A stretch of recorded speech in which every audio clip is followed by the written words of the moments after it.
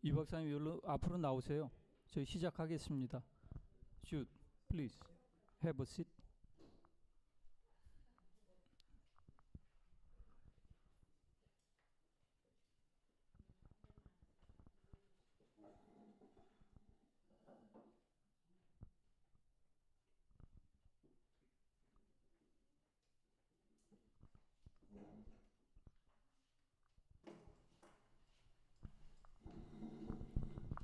먼저 우리 기사인 이사장이신 윤길수 목사님 개회 기도로 시작하겠습니다.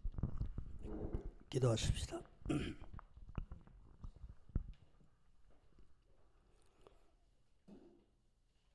우리를 통해서 이 땅의 역사를 이끌어가게 하시고 평화의 왕으로 이 땅에 오셔서 저희들을 통하여 이 땅의 평화를 이룰 수 있도록 제자 삼아주신 주여, 오늘 이 평화를 위한 작은 모임을 통해 한반도뿐만 아니라 세계 각국의 분쟁과 전쟁이 있는 곳에 하나님의 평화가 이루어질 수 있도록 우리를 움직여 주시고, 이 시간 발제를 하는 귀한 종에게도 은혜를 베풀어 주시옵시기만을 기도드렸고 원합니다. 기사연이 정말 해야 되는 이 일을 할 수 있도록 하나님께서 은총을 베풀어 주시고, 새로 부임한 원장에게 더욱 지혜와 믿음으로 함께해 주시옵시기만을 간절히 기도드렸고 원합니다. 이 작은 모임이 하늘의 밀알이 되게 하셔서 우리를 통하여 하나님의 뜻을 이 땅에 이루어갈 수 있도록 주의 은총이 우리와 함께 하옵소서. 예수님의 이름으로 기도드리옵나이다. 아멘.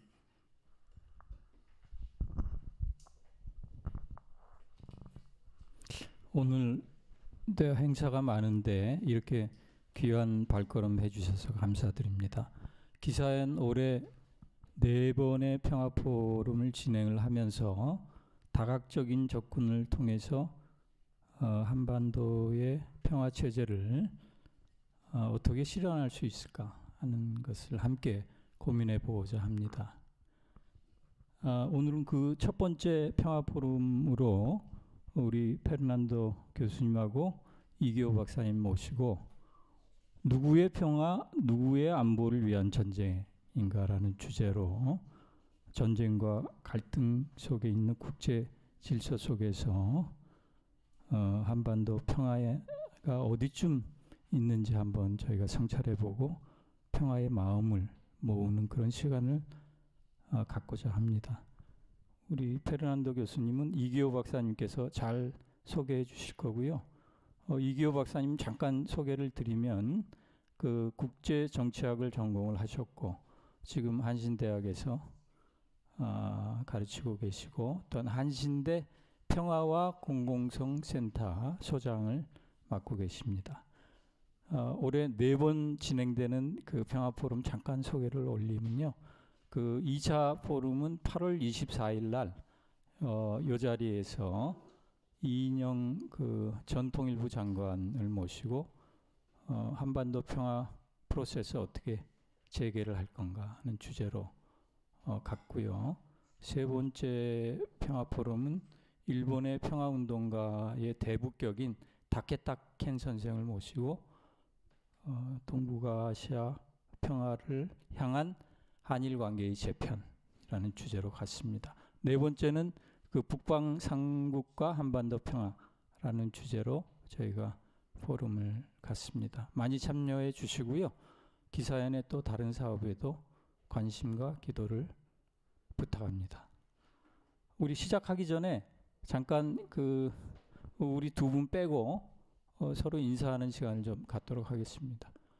제가 소개를 드리겠습니다. 제가 다 알기 때문에 시간을 좀 절약하기 위해서 저쪽에 우리 기독교 사회문제연구원 이사장님이시고요. 윤길수 목사님, 그 옆에 하성웅 목사님, 오늘은 테크니션으로 오셨는데 EYC 총무님이시고 우리 그 옆에는 뭐 우리 대한민국이 낳은 평화통일운동가 노종선 박사님. 예. 뒤에 우리 같이 사시는 김성은 교수님. 예. 여성평화통일운동가이시고요. 그 옆에 컬트 에스링거. 예. 이광원 목사님, PCUSA 소속 목사님이시고요. 요 옆에는 김진수 신학생, 지금 장신대 MDB 3학년입니다. 열심히 평화운동 하시고 계세요. 그 뒤에 한지혜 선생님, 까만 옷 입고 계신 분, 남북평화재단, 네, 김영주 목사님 이사장으로 계신데 거기에 그 사무국장, 그 옆에는 고성경 전도사님이시죠? 예, 간사. 그 좋은 친구들이라는 그 또 좋은 일을 하는 단체가 있습니다. 거기에 간사분이시고 직접 좀 소개 제가. 서울 YMCA 시민운동부에 재임하고 있는 주건일이라고 합니다. 귀한 세미나가 있다고 해가지고 초반에만 좀 이렇게 좀 보고 배우고 자료도 좀 받아야긴 해서. 아이고 너무 감사합니다. 예. 그리고 이화희 씨 우리 박세롬 간사님이시네요. 우리 장청 소속이고요. 우리 저 뒤에 기사연 저하고 같이 일하는 남면이 간사님이고 감리교 분이십니다. 다 됐죠? 우리 하는 중간에 몇 분이 더 오실 것 같습니다. 기장 그 기도회 끝나고 일단 그 발제를 시작하는데요. 박사님, 우리가 통역은 오늘 그 기장 기도회 때문에 못 오고 준비를 했습니다. 주도권은 영어로 하시면 한국말로 저희가 보는 그런 방식으로 하고 이따 그 토론할 때는 같이 좀 통역을 하고 이런 식으로 진행을 하도록 하겠습니다. 그럼 이 박사님께 마이크를 넘기겠습니다. 예, 저는 토론으로 왔다 갑자기 뭐 이것저것 다 하라고 말씀하셔서 조금 당황스럽긴 합니다만, 예, 지금 제 옆에 앉아 계신 우리 주도 교수님은 제가 굉장히 존경하는 그 학자이자 또 실천가이고 행동가이기도 합니다. 아마 대부분 아시겠습니다만 지금은 우리 그러니까 아일랜드 시민권을 갖고 계신 아일랜드 트리니티 대학에서 지금 종교 그리고 평화 정의와 관련된 대학원의 원장을 맡고 계십니다. 그러나 이제 우리 주도 교수님의 쭉 이력을 보면 본인의 역사가 어떤 의미에서 보면은 하나의 긴 평화를 향한 여정이었고 아직 끝나지 않은 여정이고, 그리고 그 실천과 그 다음에 이론을 같이 모색하는 그런 맥락에 있는 분이다 이렇게 생각하시면 좋을 것 같습니다. 특히 이제 본인은 그 스리랑카에서 카톨릭 신부로 타밀과 그 다음에 싱할리 간의 그 엄청난 대립과 갈등이 있을 때 본인은 그 싱할리지만 싱할리가 스리랑카에서는 다수인데 그 타밀에 대한 그 대량 학살과 탄압하는 것에 대해서 타밀 편에서 옹호하고 또 인권을 지키기 위해서 굉장히 싸우다가 결국은 망명을 하게 됐죠. 그래서 어떻게 보면 긴 망명의 여정이지만 제가 옆에서 보면 망명이라기보다는 평화를 만드는 그 긴 여정이 있지 않았나 이런 생각이 드는 분이기도 합니다. 지금은 아일랜드에서 그 세계 각지에서 온 여러 우수한 젊은이들에게 종교의 시각, 그 종교 간 대화를 또 오랫동안 해오셨고요. 그리고 갈등 지역, 그리고 갈등 후에 사회적인 어떤 화합이라든지 정의를 어떻게 만들어가는가 이런 쪽에 더 많이 초점을 두고 대학원에서는 강의를 하고 계시는 걸로 알고 있습니다. 또 저하고는 뭐 이렇게 저렇게 그 여행도 많이 했는데 특히 우리 주도 교수님은 그 아까 이제 여러분 스리랑카에서도 보셨겠지만 굉장히 많은 그 원주민들이 그 서구 혹은 뭐 군사주의라든지 개발주의에 의해서 쫓겨나고 뭐 그다음에 몰살당하고 이런 원주민들 간의 네트워크를 통해서 또 원주민들을 격려하고 원주민들 스스로가 자기들의 공동체를 가꿔 살아가도록 하는 그런 특히 이 이 글로벌 사우스, 그러니까 남반부에 있는 그런 원주민들과의 네트워크에 굉장히 열심히 힘을 쏟고 계십니다. 그래서 어떤 의미에서 보면 조금 그 평화주의 혹은 진보주의 학자들과의 네트워크, 그리고 원주민들과의 네트워크를 통해서 계속 현장과 이론을 같이 병행하면서 하고 계시는 분이어서 아마 오늘 이야기도 이론적인 이야기라기보다는 조금 더 현 상황을 조금 더 깊이 있게 이해할 수 있는 그런 기회가 되지 않을까 싶습니다. 예, 뭐 요 정도 소개를 해야 될 것 같습니다. I just briefly introduced about your life and who you are and why you could come here. And I just summarized about your life as a kind of the road of peace. So, would you please start your presentation then? 예, 그 아마 제가 지금 신 목사님께 듣기는 통역 따로 하지 않고 여러분이 영어를 들으시는데 여기 그 발제 자료가 이미 다 그 한글로 되어 있어서 여러분들이 귀로 들으시면서 눈으로 발제문을 보시면 된다고 생각합니다. 그럼 우리가 통역하는 시간을 절약할 수 있고 조금 더 많이 의미 있게 이야기 나눌 수 있지 않을까 생각합니다. 예, 그럼 주도 교수님께 발제를 부탁드리겠습니다.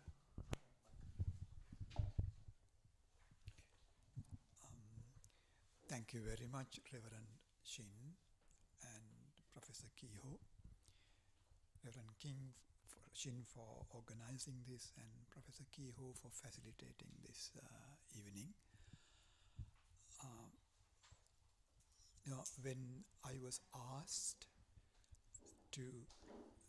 When I was asked to give a title for this evening's conversation, I was thinking for several days, and the title here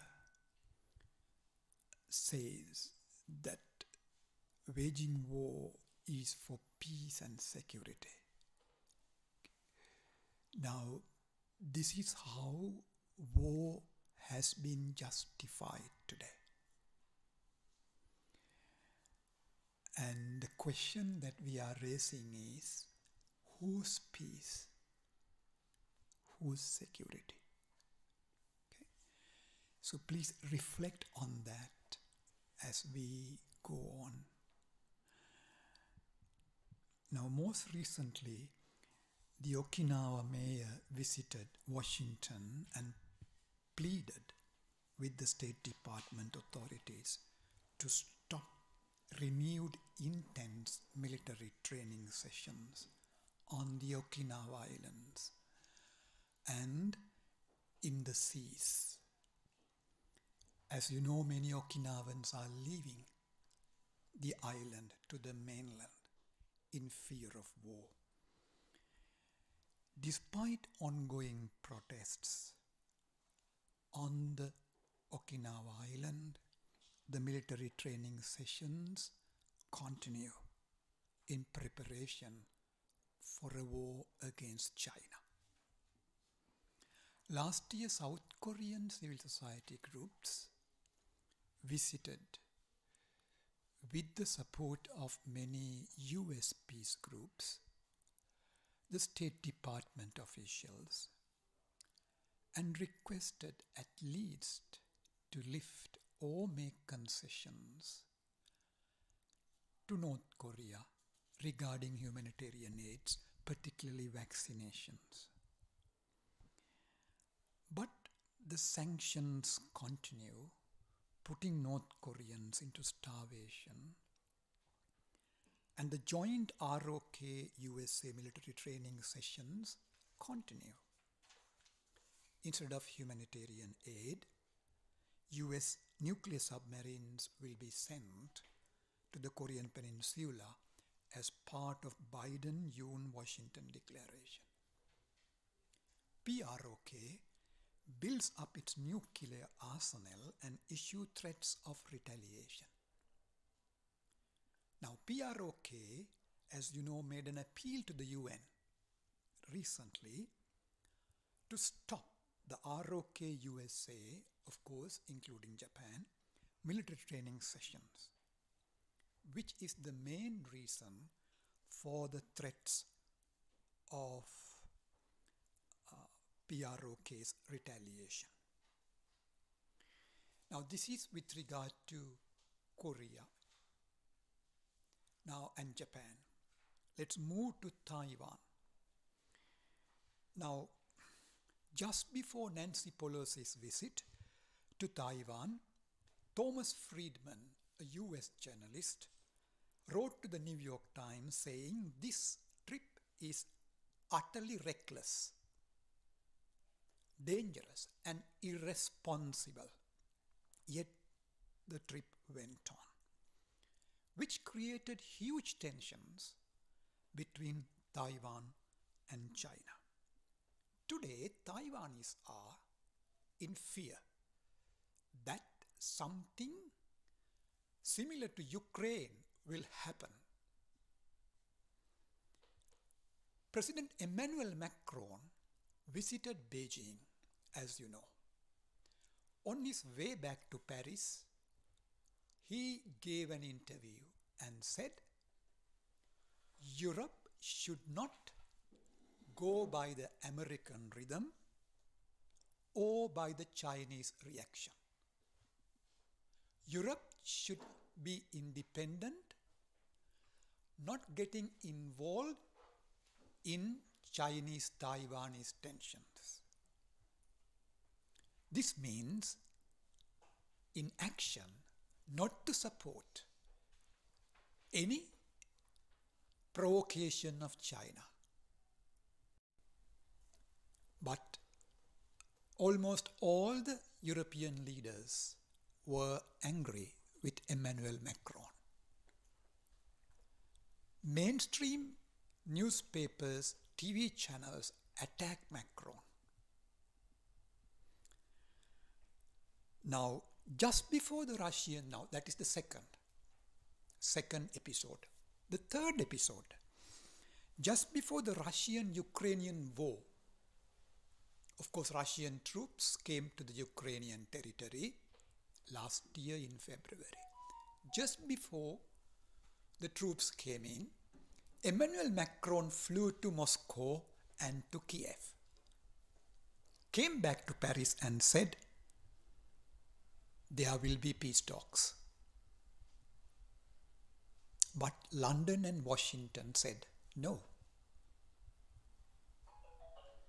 During the last year, there were 3 serious attempts in Europe to bring the two parties together to talk. Again, London and Washington said no. Boris Johnson flew to Kiev and said, we will be with you. Now, most recently, China proposed a peace plan.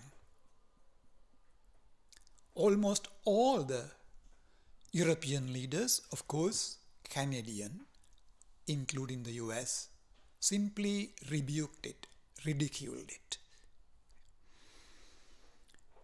And who is paying the price? The Ukrainians.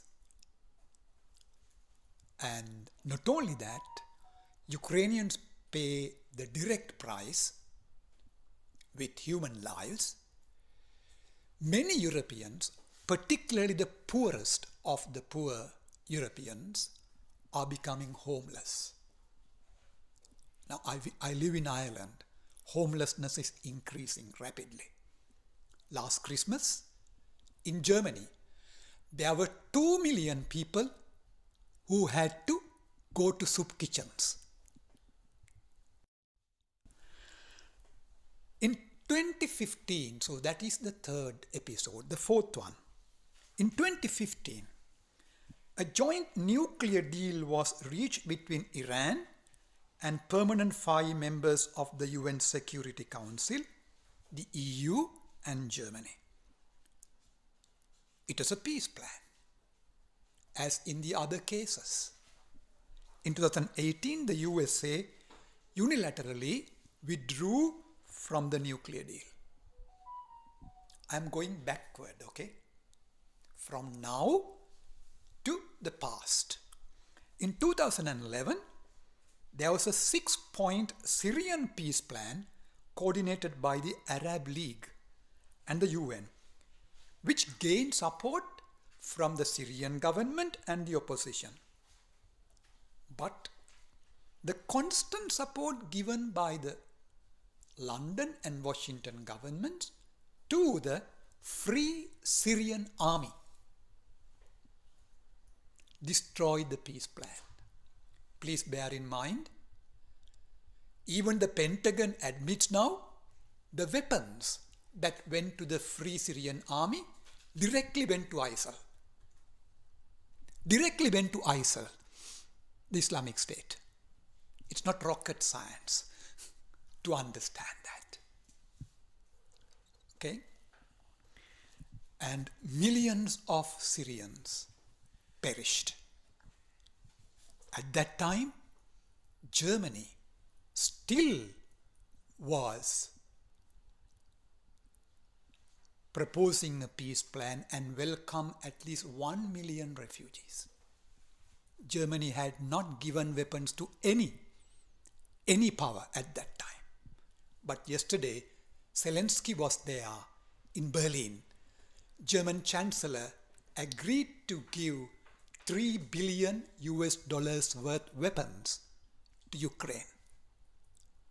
Few years ago, Germany welcomed 1 million Syrian refugees, not giving any weapons. Okay? Now, I'm going backward. In 2011, Venezuelan President Hugo Chavez, with the support of Arab, African and Latin American countries, proposed a peace plan for Libyan government and the rebel groups. But the USA and NATO allies carried out a full-scale war in Libya when they were giving air cover to the Libyan rebels. On the front line, the Al-Qaeda groups were there. So who gave the air cover to the Al-Qaeda groups? Libya now is one of the most politically unstable countries where thousands of people cross the sea and die in the sea. Die in the sea. In 2006, I'm going backward, in Sri Lanka, where there was a ceasefire between the Sri Lankan government and the Tamil Tigers. When there was a ceasefire agreement, the Tamil Tigers were banned by the European Union. 6 countries in the European Union said, no, we are not going to support the ban. But the US put pressure on the 6 countries. The ceasefire monitoring mission head, General Ulf Henriksson from Sweden, said, don't ban. It will lead to a full-scale war. But the ban went ahead. And the Sri Lankan government was heavily supported. 1,000 Okinawa-based US troops were sent to Sri Lanka to train the Sri Lankan security forces. And at least 70,000, according to the UN reports, Tamils were massacred. Again, backward. This is the last episode. Iraq. In 2003, European countries led by Germany and France opposed the invasion of Iraq. But the UK and USA carried out its war against Iraq, destroying the entire social and political life of that great country. And there were no weapons of mass destruction. Iraq, which had one of the best social welfare systems in the world, best health systems in the world, has become one of the poorest countries in the world. So I have given 5 to 6 episodes. What can you detect, identify in this pattern? There's a similar pattern. On the one side, there is a drive towards war. On the other side, there is a drive towards peace. The drive towards war is mostly unilateral. The drive towards peace is mostly multilateral. The drive towards war prioritizes security over and above all the other human concerns: food, healthcare, environment, children, women, water. They are not human concerns. Security is the topmost concern. Whereas the drive towards peace highlights trade, business, shared sovereignty, multilateral trade agreements, and highlights other human concerns. So you could see that we can contextualize and locate the North and South Korea conflict within these two drives. I would like to call the war drive war paradigm and the peace drive as peace paradigm. They are two different ways of thinking. They are two different ways of looking at the world. Now, war paradigm seeks absolute power by military means, absolute power by military means as the ideal. The means by which the ideal is reached is war. The promise is peace. The question is, whose peace? In fact, the truth is, the war paradigm promises peace but keeps the world in a permanent state of war. We have to ask the question, why there is a need for a war paradigm? Number one question. Secondly, who leads it? As we know, after the Cold War, the US is the only superpower in the world which has nearly, according to David Wine's book and statistics, 800 military bases, small scale, medium scale, large scale. And Japan and Korea are very clear testimonies to that military power.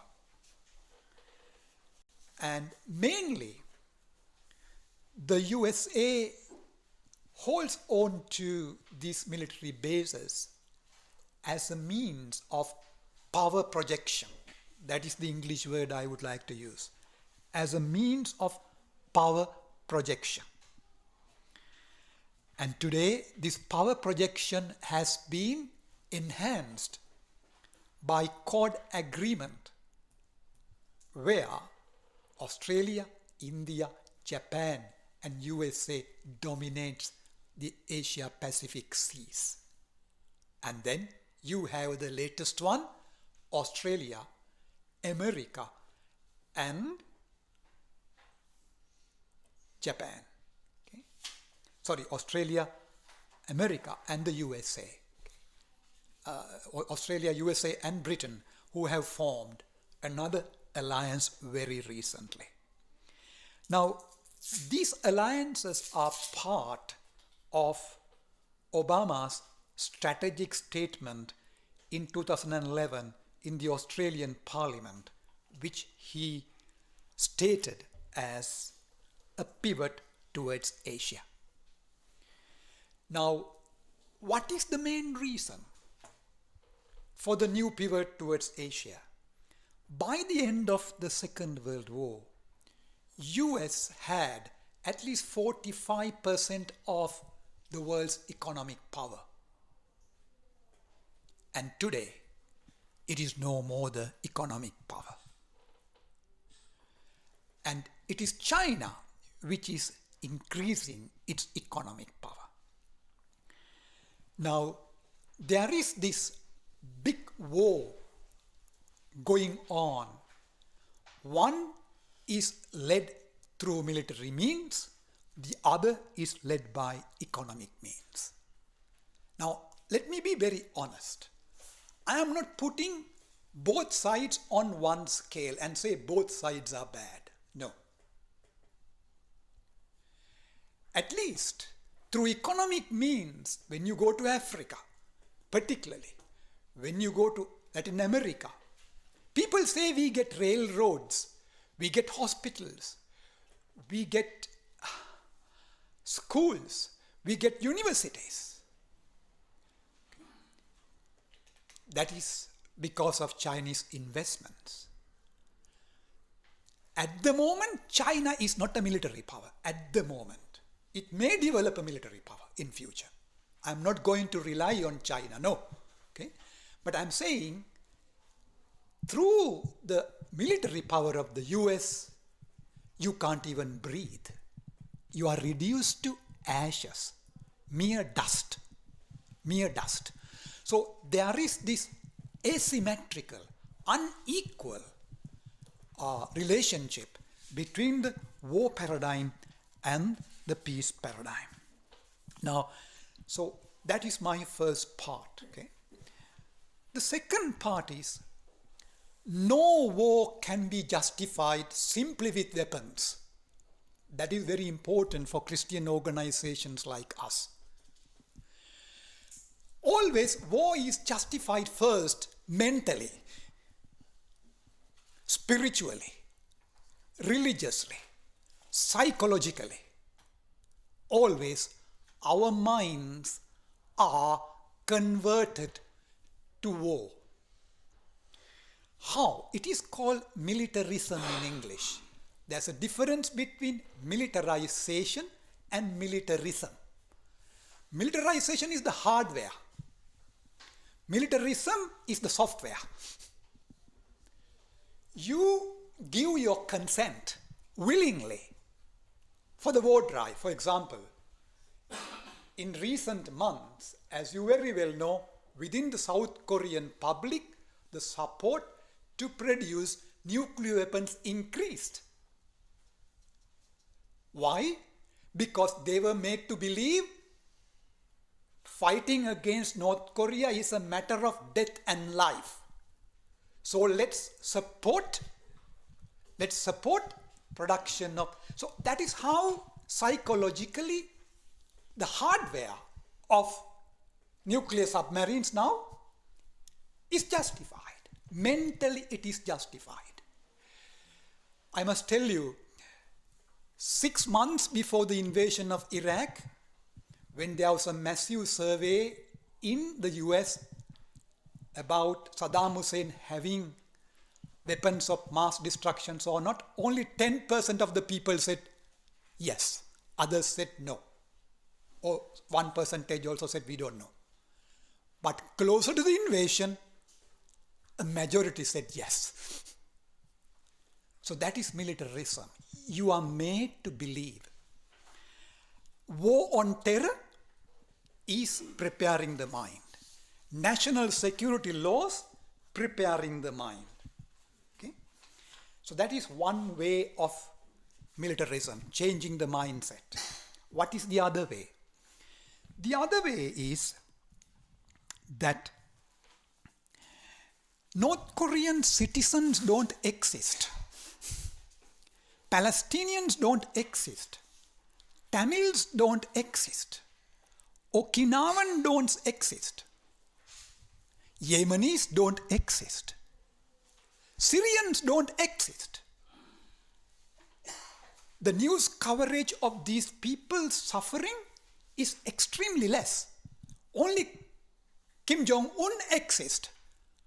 Assad exists. All right? The Tamil Tiger leader exists. Only Hamas or Palestinian Jihad exist. So, if you get rid of these leaders, there will be peace. Therefore, you can kill any amount of civilians because civilians don't exist. So already our mind is set. You don't see the North Korean faces. You don't see of course, Palestinian faces are more seen now. You don't see the Yemeni women and children. So ontologically, they are taken away from our minds. Okay? Taken away. So that is how militarism operates. In that, as Judith Butler says, there are grievable lives and ungrievable lives. When they don't exist, about whom are you going to cry? Because they did not exist. They did not exist. Okay? And then let's fast track. How is it justified? The third way of justifying. The first way is how fear is instilled and it is justified. Secondly, through war on terror and national security laws, how it is justified. Thirdly, how by making people ontologically non-existent, how it is justified. Now, fourth one is all that is good has been used to justify war. Human rights is used to justify war. North Korea violates human rights, therefore let's prepare ourselves for war. Human rights is militarized. We want peace, let's declare war. Peace is militarized. Is that all? Anti-nuclear campaign is militarized. In order to stop nuclear arsenal, let's declare war. So all democracy is militarized.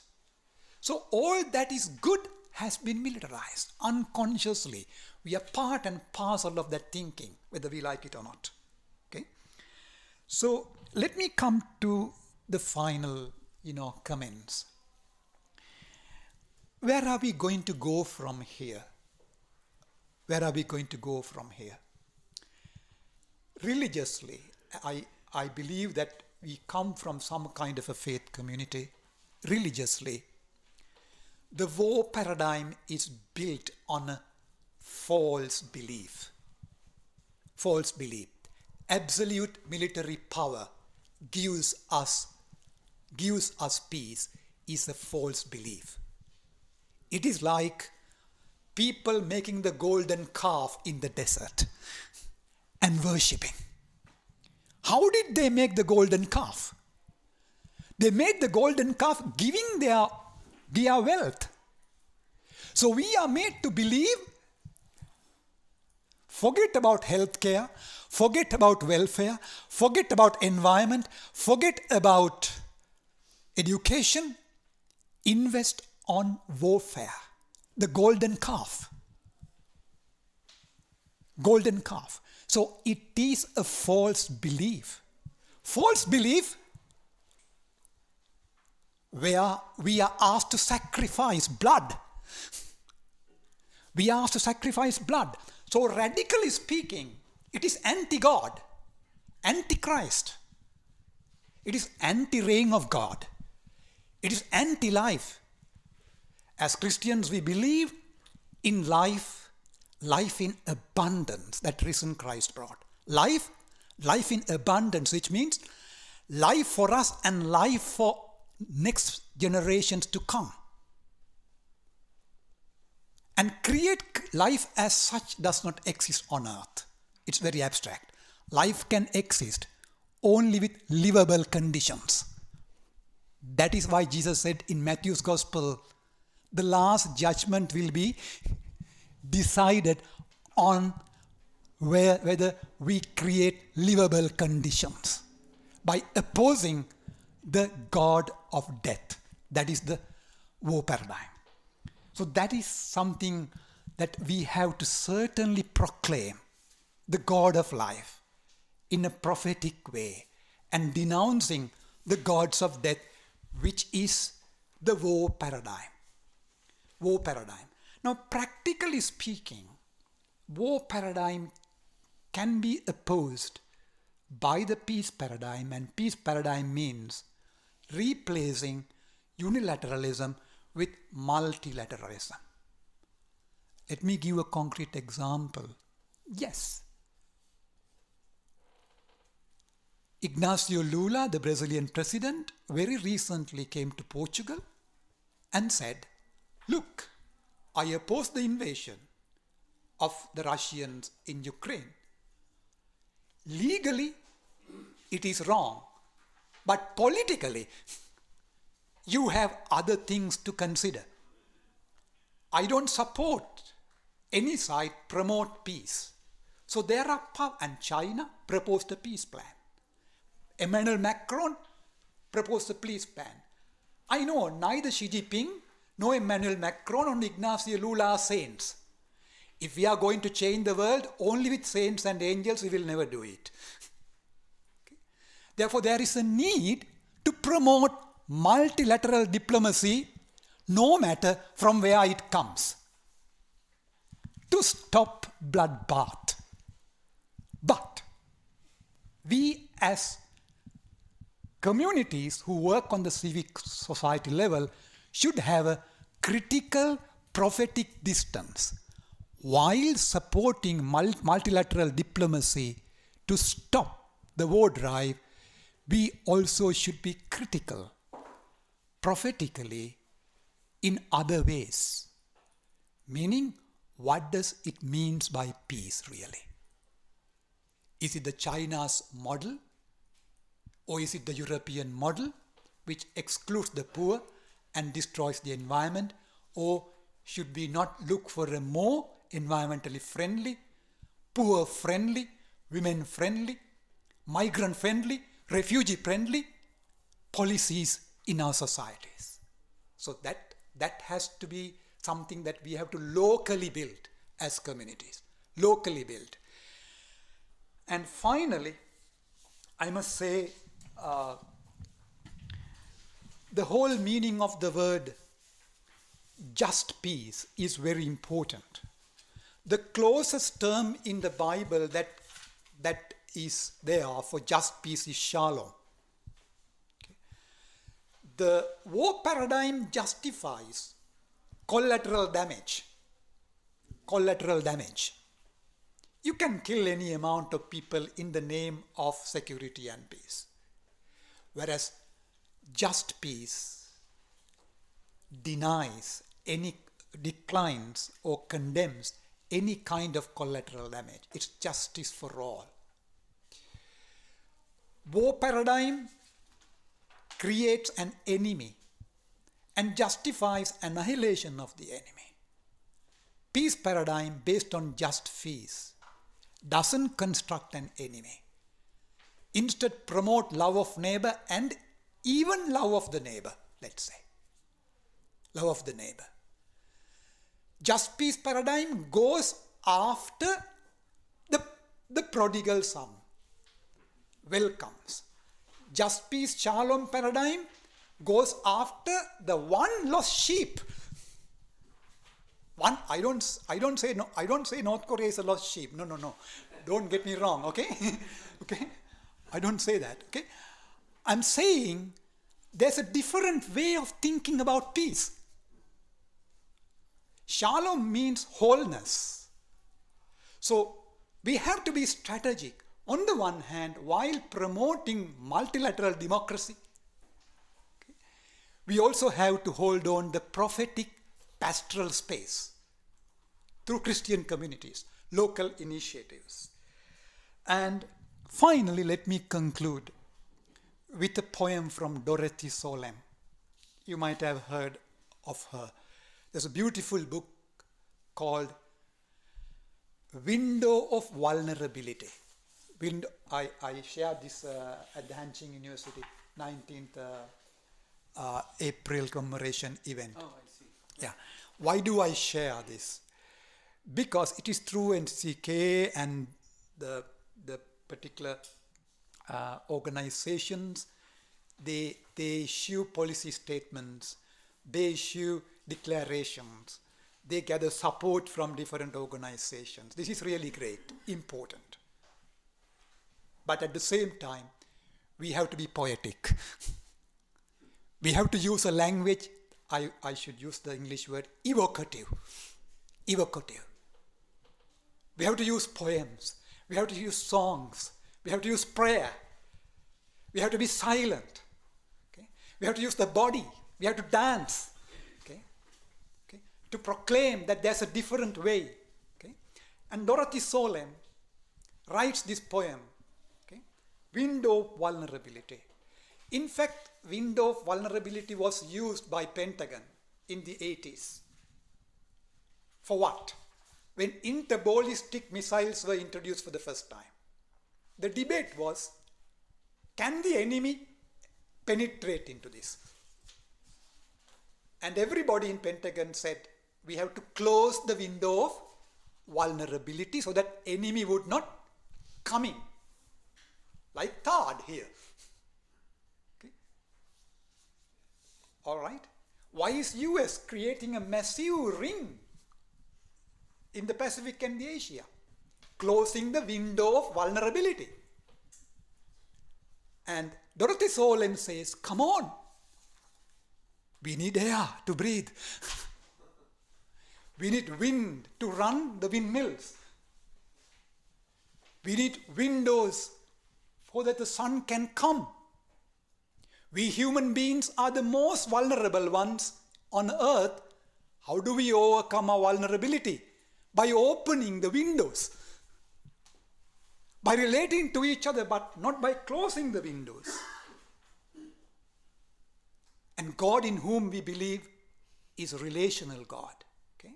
So I will read this poem. It has been translated into Korean. The window of vulnerability must be closed. So the military say, to justify the arms race. My skin is a window of vulnerability. Without moisture, without touching, I must die. The window of vulnerability is being walled up.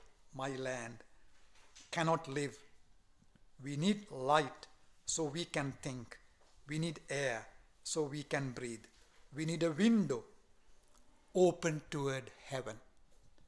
So peace is achieved not by bringing in nuclear submarines, but by mutual understanding between North Korea and South Korea. And we have to do whatever we can do to open that window of vulnerability on different ways. Thank you very much. Kamsahamnida.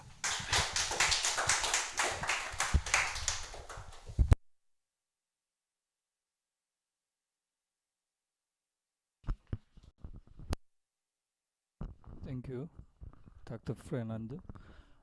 우리 그 2부 순서 시작하기 전에 늦게 오신 분들 제가 잠시 소개 올리고요. 한 5분 10분 쉰 다음에 2부 시작하도록 하겠습니다. 나익진 목사님 오셨고요. 나익진 목사님 그 우리 기도 그룹 좀 소개를 해 주시죠. 월요 기도 그룹. 예. 그 오셨잖아요, 몇 분.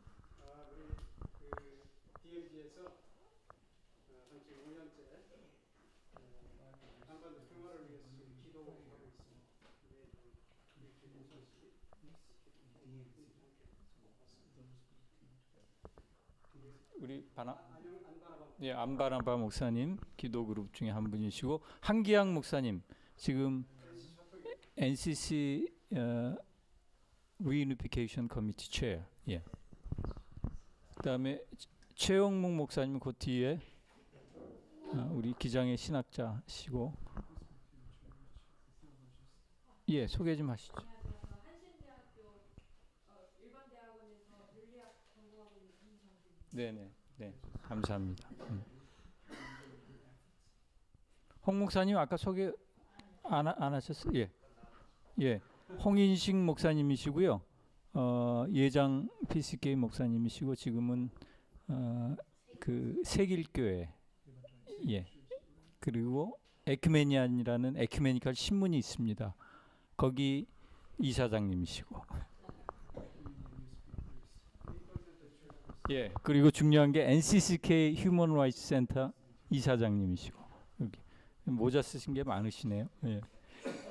한 10분 정도 차 드시고 나서 저희들 한 1시간 정도 토론한 다음에 5시쯤 식사하러 가시겠습니다. 5시 한 10분쯤. 예. 네. 한 10분 정도 쉬시죠.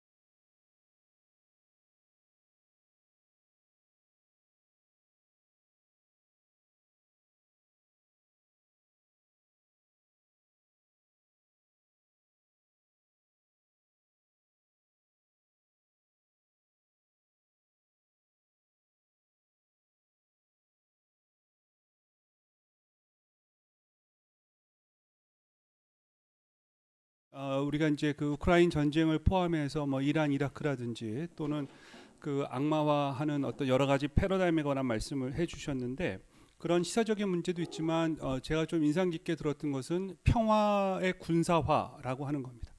그러니까 평화라든지 인권이라든지 하는 굉장히 우리한테 꼭 필요한 것들이 어떻게 군사 담론으로 전환되고 그리고 그것이 결국은 안보 담론으로 전환되는가. 다시 말하면 오늘 그 이야기했던 핵심 중에 굉장히 중요한 내용이라고 생각이 되는데요. 결국은 이제 피스 패러다임의 중요한 내용들이 워 패러다임, 전쟁 패러다임에서 재구성되면서 안보와 군사 논리를 정당화하는 데 오히려 기여하는 굉장히 역설적인 현상이 일어나고 있는 것이 지금의 현상이다라고 하는 겁니다. 그리고 이제 아까 앞에서 말씀을 드렸지만 전쟁이 이루어지고 있는 땅에서 참혹한 어떤 전쟁의 상황을 이야기하기보다는 누가 나쁜 놈인가를 더 강조함으로써 전쟁이 일어나고 있지 않는 땅에서는 그 나쁜 놈들을 제거하는 데 동조하게 되는, 그래서 그것이 결국은 전쟁 패러다임을 정당화하는 데 기여한다는 점에서 지금 이 패러다임 문제는 단순히 패러다임이 아니라 하나의 프레임 전쟁이라는 생각을 하게 됩니다. 그러니까 어떤 현상을 어떻게 이해하고 어디에다가 우리가 조명을 하고 어떠한 인식들을 갖게 하는가, 현장에서 팩트가 무엇인가, 또 현장에서 누가 고통받고 있는가가 중요한 것이 아니라 이 문제를 어떻게 이해하도록 받아들이는가라고 하는 사실은 일종의 인식 전쟁, 그러니까 프레임 전쟁이라고 우리가 얘기할 수 있겠죠. 그 문제가 굉장히 크게 전개되고 있는 것 아닌가라고 말씀하신 것이 저로서는 대단히 인상적이었습니다. 여기서 이제 몇 가지 조금 다른 각도에서 제가 좀 말씀을 드리고 싶은데요. 이런 문제들의 원인이 과연 어디서 올까라고 하는 겁니다. 일단 첫 번째 좀 제가 말씀드리고 싶은 것은 이것은 어떻게 보면 민주주의의 위기에서 저는 온다고 생각을 합니다. 특히 우리가 지금 경험하고 있는 민주주의는 과거에 제3세계가 경험했던 무슨 군부 독재 이런 것이 아니라 가장 선진국들이 경험하고 있는 민주주의 위기입니다. 그리고 이 민주주의 위기는 그 안에 똑같이 누가 더 나쁜가를 그 경쟁하듯이 쏟아내면서 다시 프레임 전쟁으로 우리가 흔히 얘기하는 뭐 트럼프 현상이라든지 또 우리 한국에서도 태극기와 촛불 뭐 이런 여러 가지 남남 갈등이 보여줬던 여러 가지 그 문제는 사실은 누가 소수고 누가 다수가가 아니라 거의 반반이 어떤 게임을 하느냐 하는 그런 문제죠. 이제 그런 의미에서 저는 이 민주주의를 뭐하고 비유하고 싶냐 하면요, 아마 1961년에 그 독일 아이히만이 예루살렘에 잡혀와서 전범 재판을 받았을 때 했던 한나 아렌트의 평가가 생각이 납니다. 아이히만은 한 사람도 죽인 적이 없다는 겁니다. 그리고 아이히만은 잘못했다고 생각하지 않는다는 거예요. 자기는 독일 국민으로서 또 독일의 최고 관료로서 성실히 자기 임무를 수행했고, 그리고 자기는 굉장히 충실한 남편이고 아버지였고, 그리고 엘리트 관료로 지내왔다는 거예요. 자기가 뭘 잘못했냐라고 하는 겁니다. 그 재판을 처음까지 지켜봤던 한나 아렌트의 평가는 그 뒤에 몇 가지 유명한 말씀을 남겼는데, 하나 악의 평범성이라는 말도 남겼지만 그 사람이 왜 아이히만이 전범인가를 자기가 판단한 것은 그 사람이 아무 생각이 없었기 때문이다라고 하는 겁니다. 그러니까 생각하지 않고 그 일을 저지른다는 거죠. 그러니까 우리가 생각을 중단하는 순간 우리는 지금 워 패러다임에 굉장히 쉽게 끌려갈 수 있는 그런 상황이 되었다라고 하는 겁니다. 따라서 저는 사고하는 힘, 생각하는 힘, 그리고 그 생각은 자기 혼자만 하는 것이 아니라 현실에 대한 굉장히 그 뭐라 그럴까요? 아주 예민하게 반응하고 또 묻고 할 수 있는 그 깊은 대화하는 방식. 그래서 우리가 더 이상 대화가 끊어지고 주입하는 것에 익숙한 지금 현재 우리는 민주주의 위기를 경험하고 있고, 그래서 저는 데모크라시를 데모크레이지라고 그 스펠링을 조금 바꿔서 씁니다. 그러니까 만약에 데모크라시의 위기는 다시 말하면 민중들이 크레이지해지는 거예요. 크레이지한다는 것은 방금 말씀드린 더 이상 사고하지 않는다는 겁니다. 사고하지 않을 때는 자기가 어느 편에 서는가만을 선택하게 되고, 그러니까 자기 이 편에 섰을 때 다른 편이 훨씬 더 악마가 되는, 누가 더 나쁜가를 증명하는 것이 중요한 게임이 되기 때문에 이것은 어떤 진정한 평화를 가지고 올 수 없다는 거죠. 이제 그런 맥락에서 제가 하나 말씀을 드리고 싶고요. 두 번째는 이게 이제 국내 정치에서는 데모크라시가 데모크레이즈가 되고 더 이상 생각하지 않는 이제 거기에 문제가 있지만 국제 정치에서는 이것이 어떻게 나타나냐 하면 지금 우리가 경험하고 있는 것처럼 아까 다자 외교의 중요성을 굉장히 많이 말씀하셨는데요. 일종의 생션 폴리틱스로 가는 겁니다. 그러니까 누가 나쁘니까 대화를 하는 것이 아니라 계속해서 생션을 하는. 그렇게 해서 지금 우리가 뭐 대표적인 게 이제 북한을 생션하고 이란을 생션하고 지금은 중국을 또 생션하는 전략으로 가고 있고 그 다음에 아까 말씀드렸던 것처럼 그 프레임 전쟁에서는 러시아를 그 악마화한다 그럴까요? 이제 그런 맥락에서 지금의 정치는 대단히 위험한 상황으로 치닫고 있다라고 하는 겁니다. 그래서 아까 그 마지막에 길게는 말씀 안 하셨지만 그래서 이렇게 생각할 수 있는 힘 그리고 평화 에너지를 어디서 얻을 수 있는가? 더 이상 사실은 우리는 이것을 그 군사주의 혹은 군사화에 익숙해 있는 국가에 기댈 수 없다라는 생각입니다. 그래서 아까 무슨 말씀을 하셨냐 하면 로컬이라는 표현을 쓰셨는데 시민들이 살고 있는 현장, 자기의 삶의 현장, 다시 말하면 사실 전쟁이라고 하는 것은 굉장히 하이폴리틱스에서 진행이 되고 자기 땅에서 이루어지지 않으면 경험하기 어렵죠. 근데 일상적으로 경험한 자기의 현장 속에서 매일같이 이루어지는 다시 말하면 에브리데이 그 피스라고 하는 것을 우리가 어떻게 공유하고 그것을 지켜가는가. 이제 그런 의미에서 저는 로컬 투 로컬의 평화 네트워크라고 하는 것이 대단히 중요하다. 그 다음에 또 한 가지는 그것이 중요한 또 다른 이유는 아까 여기서 얘기했던 그 워 패러다임이 기본적으로 굉장히 글로벌라이즈되어 있기 때문에 한 로컬에서만 평화를 고립된 형태로 잘 유지한다고 해서 평화가 오지 않는다는 겁니다.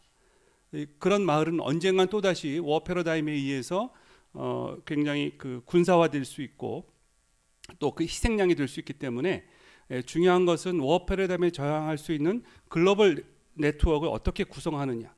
그리고 그 구성하는 단위가 더 이상 국가나 산업이 아니라 로컬에 뿌리내리고 있는 시민들 간의 네트워크가 되는 것이 대단히 중요하다라고 하는 것이고요.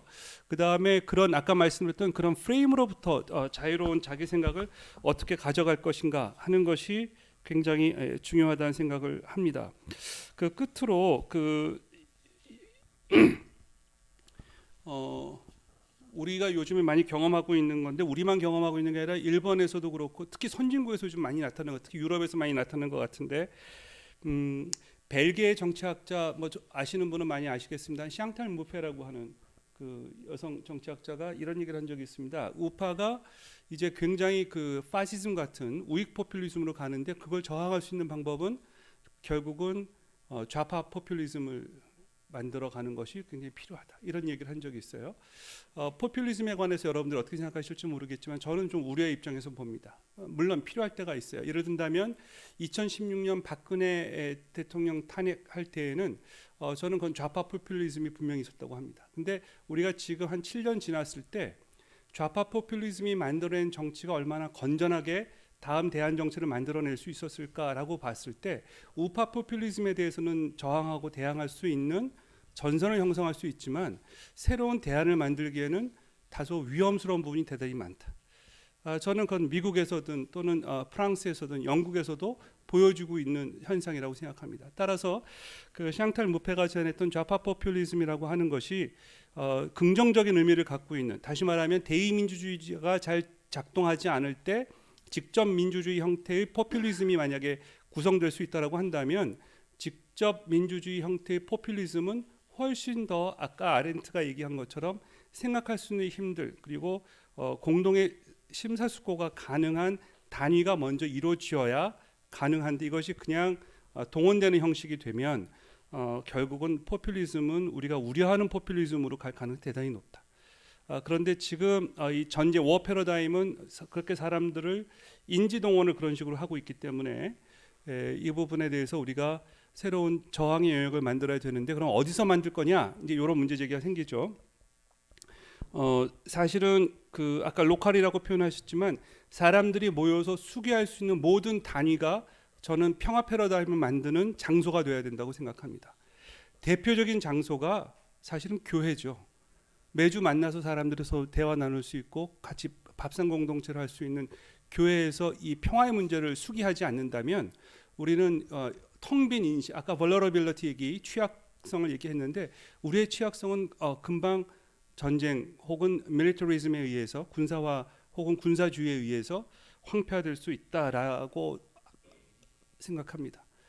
그 외에도 사실은 제가 몸담고 있는 대학이라든지 또는 다양한 집단들이 서로 생각할 수 있고 사고할 수 있고 그리고 나눌 수 있는 그런 집단으로 조금 더 성숙해 갈 수 있으면 좋은데 불행하게도 지금 우리나라뿐만 선진국에서조차도 그런 대화와 좀 성숙된 토론과 사고가 이루어지고 있지 않나 뭐 이런 생각입니다. 동북아 문제나 좀 더 국제 질서에 관해서는 여러분들과 같이 토론하면서 말씀을 드리고요. 지금 주두 교수님께서 말씀하신 내용에 대해서는 저는 이 데모크레이지에 관한 것, 그 다음에 생각하지 않는 것이 갖고 오는 문제, 그 다음에 이것이 로컬에서 이루어져야 되지만 동시에 글로벌 차원에서 연대가 되지 않으면 안 되는 문제. 그랬을 때 로컬을 우리가 어디로 볼 거냐라고 했을 때 그 로컬은 꼭 마을이 아니라 교회나 대학이나 또는 여러 사람들이 모이는 그런 곳이다라고 하는 것으로 일단 말씀을 드려볼까 이렇게 생각했습니다. 예, 이상입니다.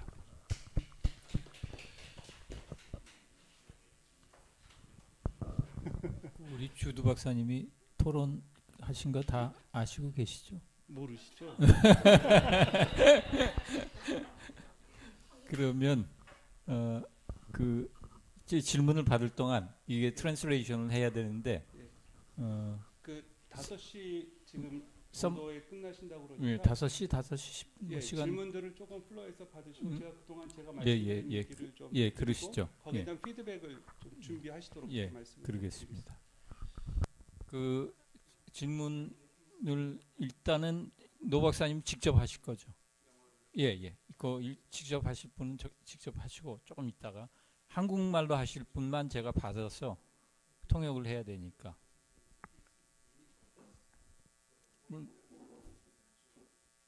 질문하실 분, 이게 유튜브 보시는 분이 있어가지고 마이크를 쓰셔야 됩니다.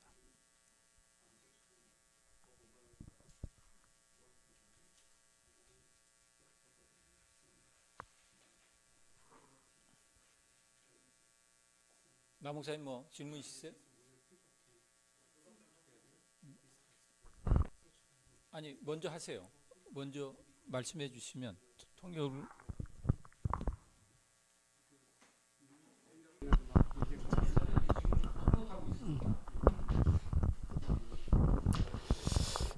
주드 페르난도 박사님의 그 강연을 잘 들었고요. 또 내용들도 동의를 합니다.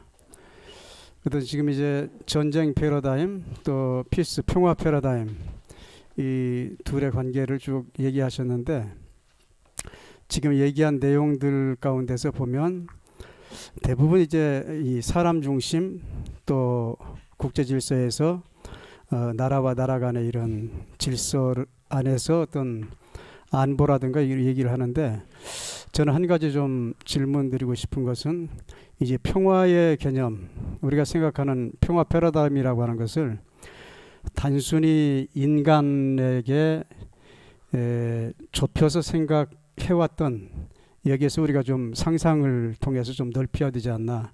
저는 이번에 이제 코로나 팬데믹을 겪으면서 우리 안보 개념도 달라졌다고 생각합니다. 과거에는 우리가 무기라든가 또 군사적인 힘이라든가 이런 걸 가지면은 내 생명을 지킬 수 있다고 생각했는데 이번에 코로나 팬데믹을 겪으면서 결국 그 큰 무기를 가지고 있는 미국이라고 하는 초강대국이 최고 많은 희생자를 냈거든요.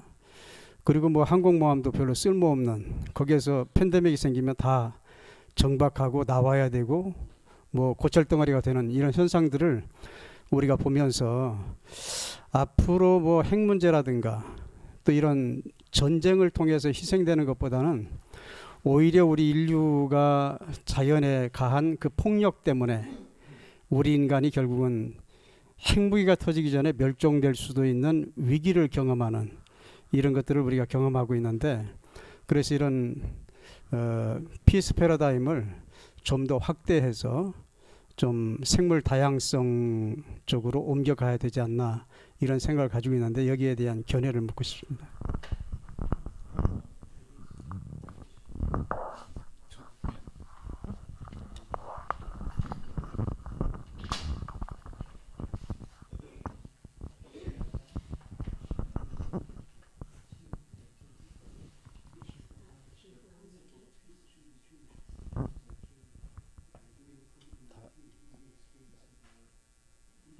몰아서 할 거면 저도 하나 할까요? 아, 노 박사님 안 하셨지?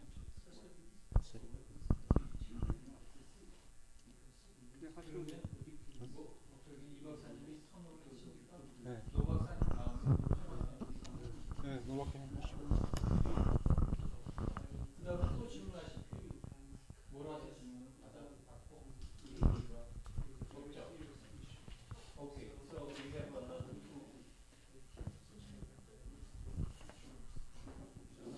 코멘트예요. 투 코멘트. 아 그러면 최 박사님 다음에 코멘트. 아, 제가 먼저. 네? 박사님 먼저 질문하세요. 네, 네, 제가 먼저 될까요? 네. 저도 짧아요. 이제 뒤늦게 와서 그 강의 온 거를 쭉 읽어보고 그 이제 내용을 파악했습니다. 어쨌든 두 가지 패러다임을 대비하면서 하고 그 얘기가 인상 깊고 특히 아까 이기호 교수님도 지적했다시피 평화나 인권이나 민주주의가 군사화될 수 있다는 점 굉장히 그 인상 깊게 들었는데요. 단순합니다. 제 물음은 그러니까. 결국은 이 뭐죠 전쟁 패러다임을 평화 패러다임으로 바꿔야 한다. 충분히 공감할 수 있는 얘기지만 그걸 어떤 조건으로 바꿀 수 있을까? 그걸 이제 이기호 교수님이 민주주의의 문제를 제기해 주셨다고 생각하는데 거기서 한 걸음 더 나가서 그러니까 어쨌든 저는 그러니까 민주주의는 과연 그러면은 제국의 어떤 물질적 기초로서 자본주의의 변화 없이 가능할까? 그런 물음을 던지고 싶어요. 근데 그런 문제에 대해서는 제국에 관해서 언급했지만 그 제국의 기초가 뭔지 하는 거에 대해서는 얘기를 안 하신 것 같아서 그 점에 대해서는 어떻게 생각하는지.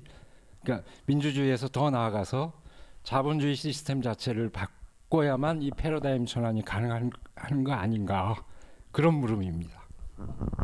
질문 같은 경우라면 한 번에 받는 게 좋을 것 같아요. 네, 제 질문도 비슷한 내용이었는데요. 전쟁은 비단 국가 간의 문제가 아니라 그 이제 무기를 수출하는 기업 간의 문제도 있고 그 안에서 식량 문제도 있고 그리고 복잡 다난한 문제들인데 사실 그것을 시작되고 그걸 확장시키는 게 자본의 영향이 큰데 그 자본의 차이가 가장 극심하게 드러나는 건 사실 멀리 있는 다른 나라의 사람이 아니라 내가 있는 현장에서 그 자본의 극심함의 차이가 잘 드러난다고 생각을 했습니다. 그래서 이 자본주의적 계급을 타파하고 로컬 연대를 통해서 과연 이 패러다임 변경하는 것이 가능한 것인가를 여쭙고 싶었습니다. 그래서 같은 맥락인 것 같아요. 네.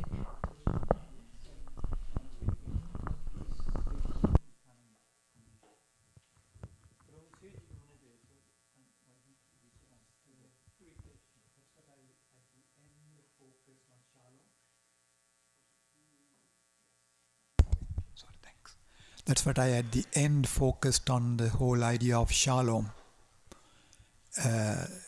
just peace. In biblical terms is shalom, which means wholeness. Let me be very clear here. We have to have short-term immediate goals.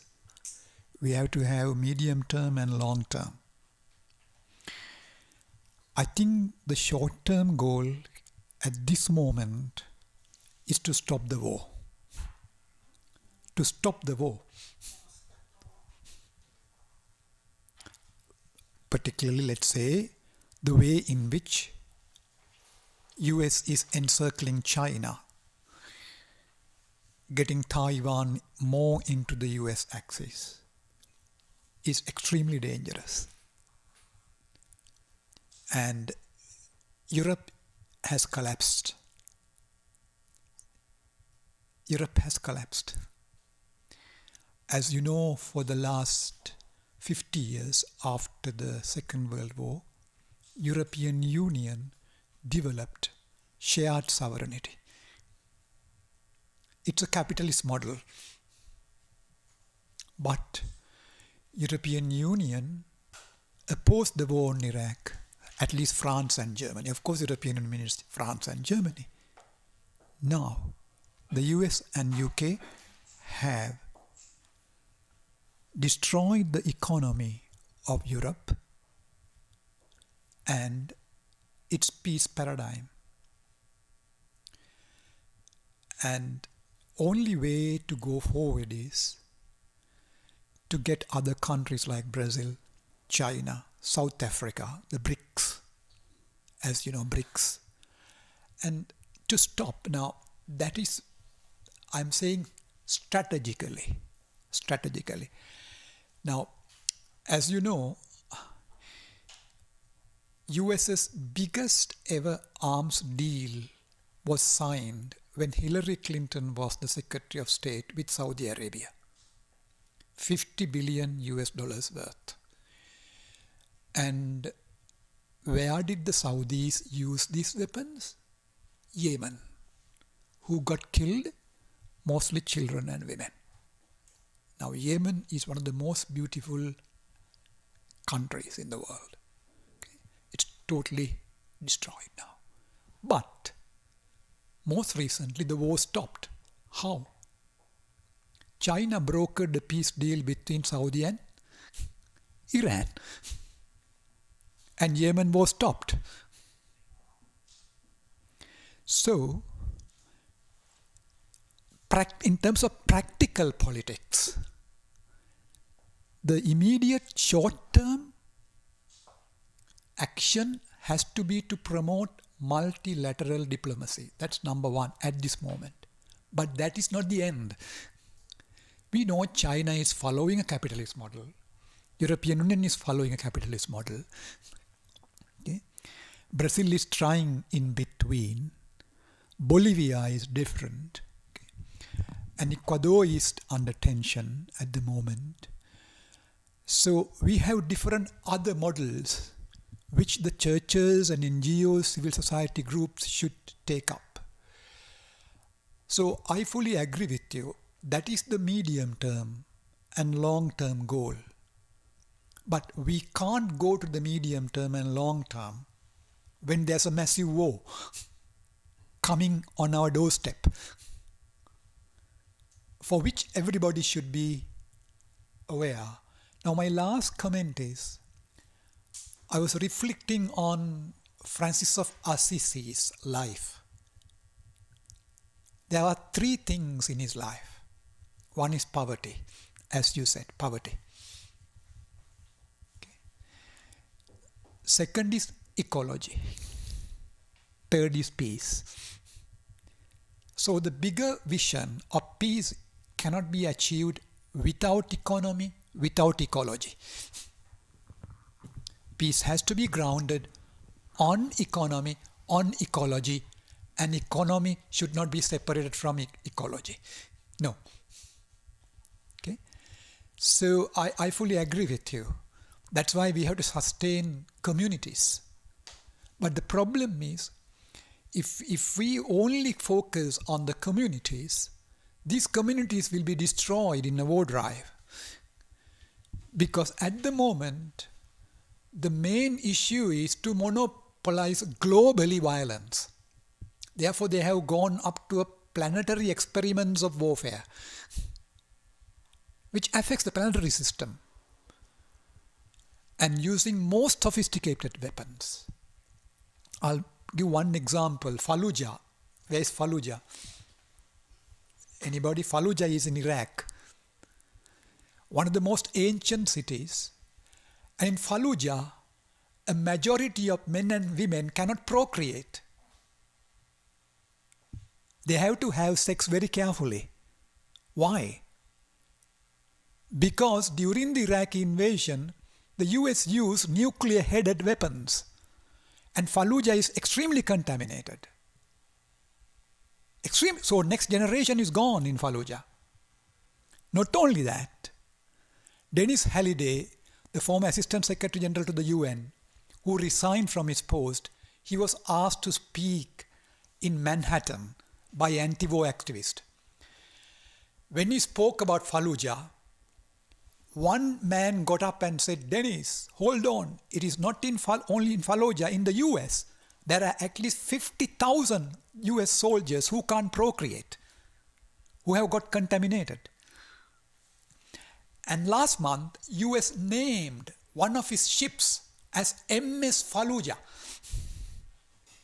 So this narcissistic, destructive mentality, and that has to be confronted with the message of war, peace, of course with multilateral diplomacy. That's a very urgent requirement while working with the communities on the ground. While working with the communities on the ground, with environmental groups, women's groups, groups who are marginalized. I fully agree with you. But at the same time, I would reiterate the need to come together for a common peace movement. Common peace movement. That is important.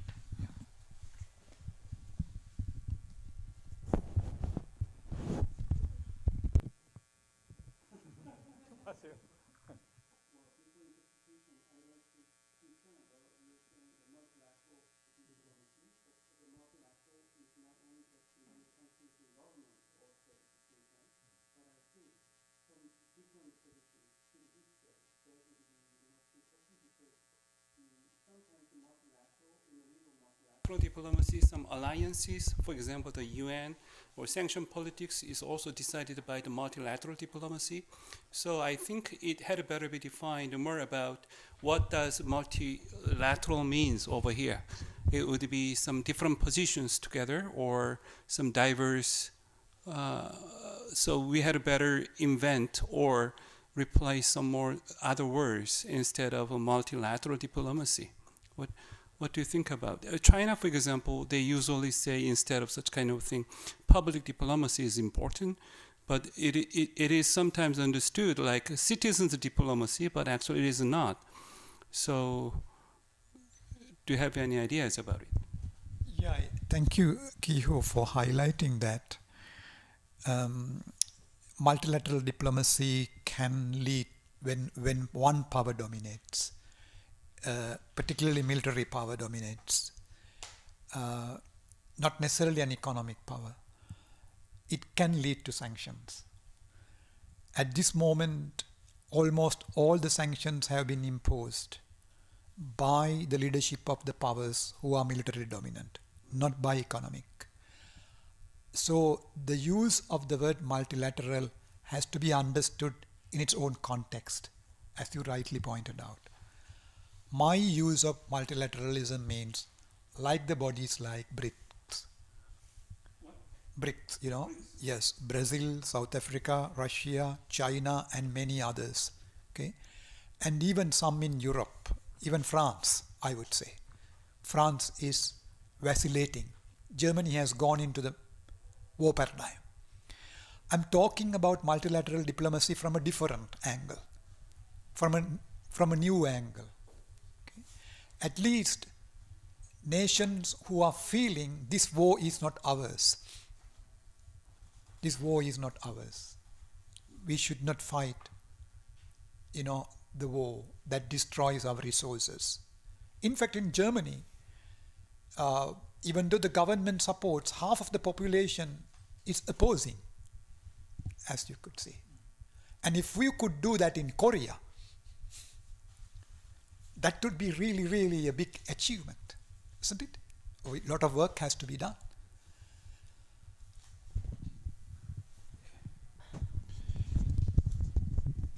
지금 질문하신 내용들에 대해서 일단 간단하게 답변을 요약하자면요. 아까 말씀드렸던 것처럼 그 자본주의 문제, 그 제국주의를 구성하고 있는 근본주의 문제를 건드리지 않고는 말씀하신 대로 워 패러다임, 피스 패러다임 갖고는 불가능하다라는 말씀하셨고요. 그러면서 아까 그 프란시스 아시사의 인생을 예를 들면서 말씀하셨는데 이 사람이 평화 운동을 하기 위해서 택했던 그 자기의 방법론 중에 하나는 가난하게 사는 것. 그래서 자본주의에 자기가 종속되지 않는 것. 그 다음에 그 두 번째는 그 생태 뭐라 그럴까요? 친생태론자로 살아가는 것. 그리고 자본주의라고 하는 것은 기본적으로 그 자연을 파괴하면서 성장해온 패러다임이기 때문에 결국은 이 경제와 이 생태 이 두 가지를 빼놓고 평화를 생각할 수 없다. 그래서 아까 말씀하신 것처럼 자본주의 우리가 어떻게 극복할 것인가 하는 과제는 우리한테 굉장히 큰 숙제로 남고 또 실제로 그것이 워 패러다임을 강화하는 현상을 일으키기도 한다. 그런 말씀도 잠깐 하셨어요. 유럽의 사례를 잠깐 들으셨고, 그 다음에 이제 두 번째 그 말씀하신 것은 예를 든다면 미국이 저희 사우디한테 엄청난 그 군사 지원을 하고 아시겠습니다만 이제 사우디의 석유 대금은 달러로 결제해서 미국의 기축통화가 사우디의 지원으로 계속 유지가 되고 미국은 이제 그 대가로 계속해서 사우디를 지원했고 지원한 무기는 예멘을 공격하는 데 썼고 그렇게 해서 예멘은 초토화가 돼서 사실상 거의 남아있지 않는 그런 이제 비극을 초래하게 됐는데 이 전쟁이 끝나게 된 것은 중국의 개입. 중국이 좋은 의도로 의도하지 않았던 서로 입장이 다른 나라의 다양함이 서로 어울릴 때 전쟁을 회피할 수 있는 가능성이 높아졌다는 것이 국제 정치에서의 중요한 사례다. 따라서 이 다자주의 외교가 대단히 중요하게 이해가 되어야 된다라고 말씀하셨고 거기에 대해서 이제 제가 무슨 질문을 했냐면 그러나 다자주의라고 하는 게 결국 나토라든지 G7이라든지 다 그 초록 동색인 국가들이 여럿이 같이 하는 그리고 동맹이라는 이름으로 할 경우에 다자주의 외교라는 게 무슨 의미가 있느냐.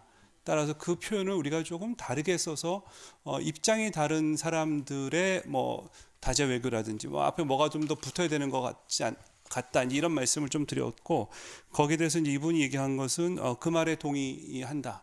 그래서 본인이 얘기할 때 다자라고 하는 것은 그 남반부의 나라들이 이제 같이 들어오는 것, 브릭스 같은 나라들. 그래서 지금까지 서구 유럽 중심 또는 미국 중심으로 했던 일방적 외교가 아니라 지금 이제 그 서로 다른 입장을 가지고 있는 나라들이 같이 개입해서 만들어지는 다자주의가 대단히 중요하다.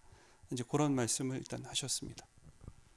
조금 거기다 덧붙이면 신학적인 말씀도 하셨는데 전체적으로 생태나 경제 문제를 포함해서 우리가 기독교에서 얘기하는 샬롬이라는 평화는 이걸 전체를 포함하는 통전적인 개념이다 하는 거를 좀 말씀을 드리면서 저스트 피스라는 게 저스트가 이코노믹 저스티스를 얘기하는 것 같고요. 저스트 피스라는 개념을 영어에서 많이 쓰는데 그 저스트 피스를 지금 강조를 하셨고요.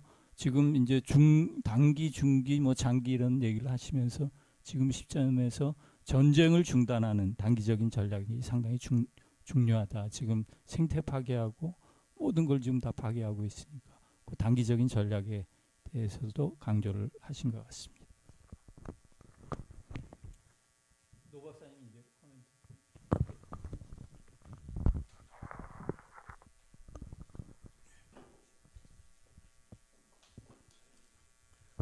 I'll speak in English and Korean all at the same time.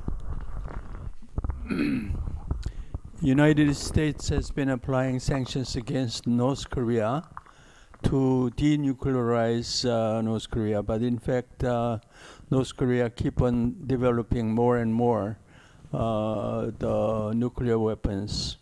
미국이 이제 북한에 대해서 핵을 제거하기 위해서 제재를 가했는데 제재를 가했지만은 북한은 더 많은 핵무기를 지금 만들고 있거든요.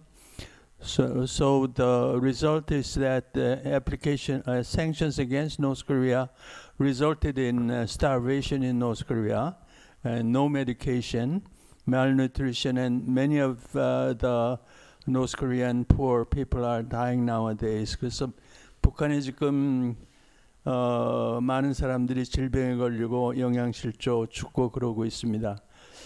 So United States is violating human rights in North Korea.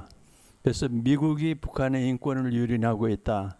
Therefore, I think we should apply sanctions against USA in order to make USA more humane country. 그러니까 미국의 하는 그 제재가 북한에 대한 인권 유린을 하고 있기 때문에 미국에 대해서 우리가 제재를 가해야 된다.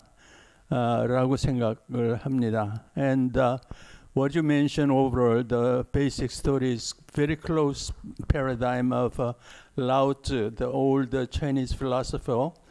그 노자가 옛날에 말한 거하고 이분이 말한 게 굉장히 비슷한데, Lao Tzu said, if you put the most advanced weapon system and horses all around the corner of the country became more unsafe and relentless, and the peace can be destroyed by these advanced weapons. 그러니까 전국에다가 아주 첨단 무기를 배치하면 나라가 평화로워지는 것이 아니라 더 불안해진다 이거예요. More unsafe country you produce because you produce more advanced the weapon system.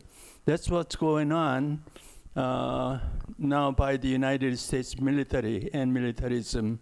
They put advanced weapon system against North Korea, but it's not safe. More and more dangerous things happening in Korea, and then people are expecting kind of an immediate war broke out. 그러니까 미국 때문에 한반도의 전쟁 위기가 점점 더 증가해진다.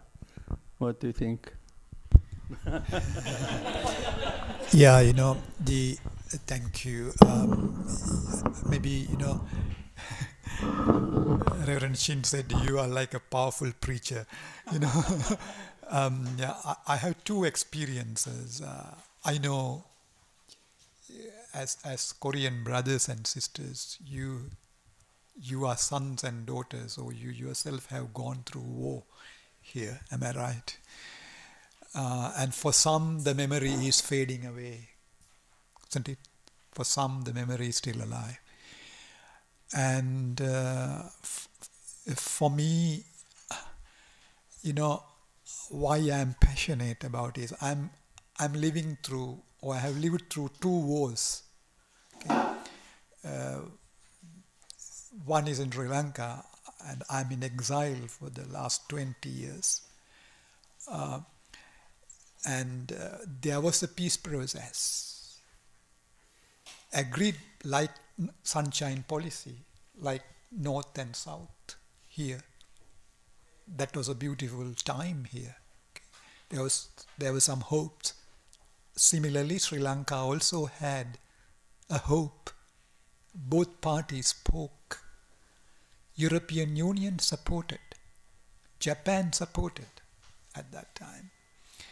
But the US and Britain wanted Indian Ocean to be converted into a military zone. The Tamil Tigers said no.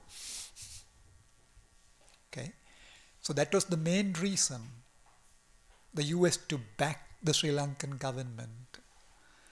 And so I have not seen my mother or my sister or my homeland for 20 years simply because of that. Nothing else.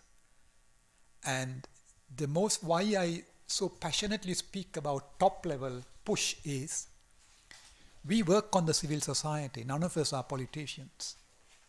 Okay? Once the top level is destroyed, then the civil society work is no more.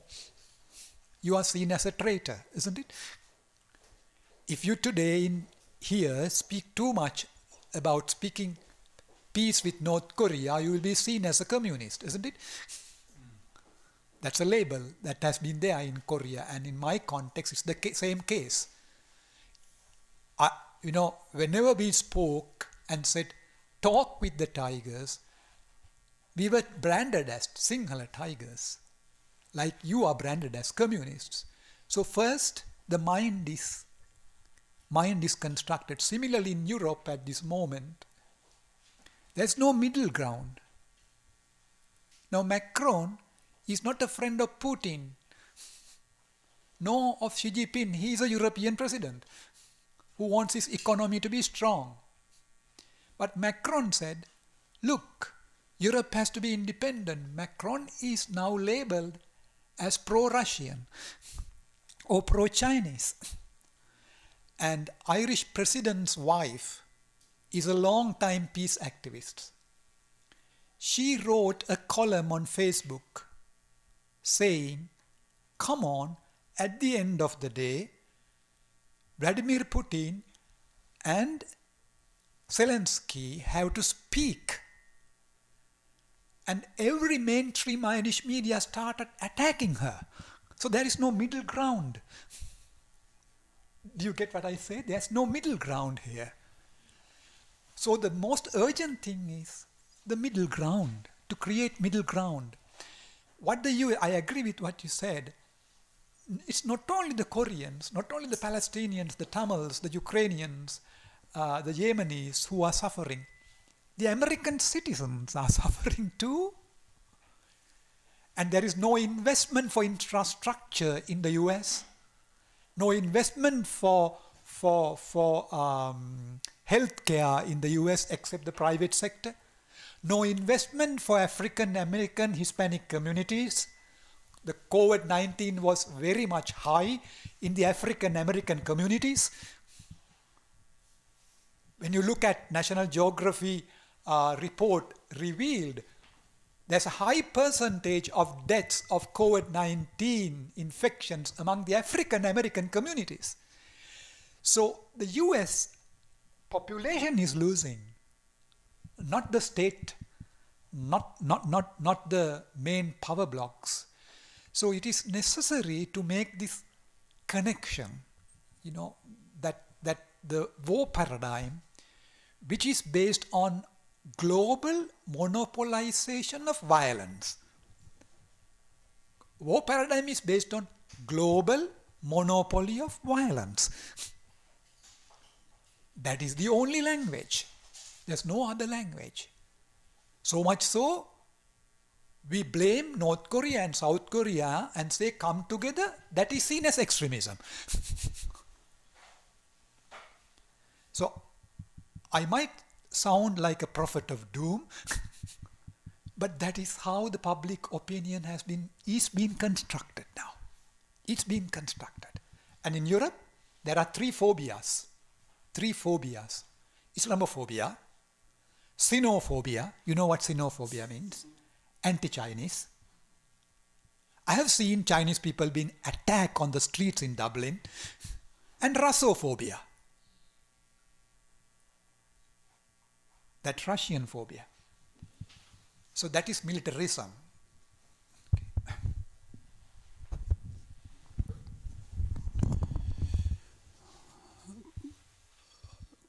그 노종 선생님보다 훨씬 더 엔티 아메리카니즘의 입장에 서 있다는 느낌을 좀 받았습니다.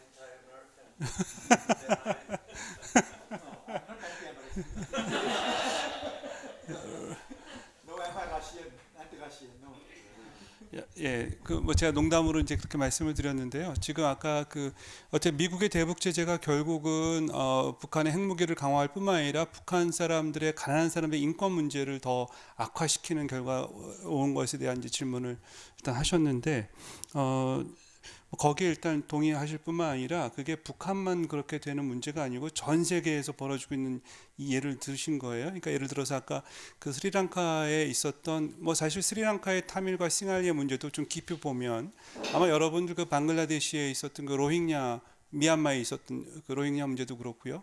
사실은 제국의 유산이죠. 특히 영국이 그 지배했던 나라들에서 나왔던 문제들인데 이제 그런 문제들이 전 세계에 있고 그 문제를 해결하기 위해서 유럽과 또 일본이 스리랑카 경우에는 많이 잘 도왔다고 합니다. 그런데 영국과 미국의 이해는 그렇지 않았던 거죠. 그러니까 스리랑카의 입장 생각하는 것이 아니라 글로벌 아까 말씀했던 글로벌 밀리터리 모노폴라이제이션에서 맥락에서 본다고 하면 결국은 이제 군사 요충지로서 거기를 어떤 식으로 택하게 될 것인가 해서 이 스리랑카가 빨리 군사화되고 군사주의를 무장하는 것이 이제 필요했다라고 하는 말씀도 주셨고 지금 아마 유럽에서 미국이 우크라이나 전쟁을 활용하는 문제도 거기서는 지금 말씀은 안 하셨지만 이제 저하고 다른 기회에서 또 말씀하셨는데 마찬가지로 이렇게 그 전쟁을 내재화함으로써 군사주의가 더 확대될 수 있고 미국의 헤게모니가 계속해서 관철될 수 있는 이제 그런 세계 질서를 만드는 것. 그래서 아까 표현을 뭐라고 말씀하셨냐면 글로벌 독점적 폭력, 글로벌 독점적 폭력이라는 말씀을 쓰셨고 이유에 대해서는 이유는 이제 세 가지 그 공포를 갖고 있는데 하나는 이슬람에 대한 공포, 두 번째는 중국, 차이나에 대한 공포, 세 번째는 러시아에 대한 공포가 있고 이 세 가지 공포를 계속해서 워 패러다임과 믹서해가는 이제 그런 과정이 지금 벌어지고 있는 것으로 말씀을 하신 것 같습니다. 노 교수님 질문에 어떻게 답변이 됐는지 모르겠습니다.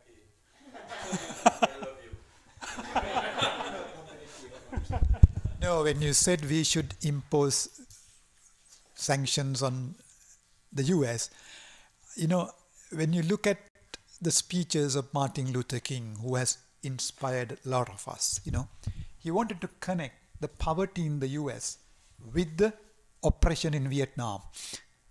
So we are not anti-American. We are not anti-Chinese. We are not anti-North Korean. We want humanity to come together. That's the basic thing. That's all.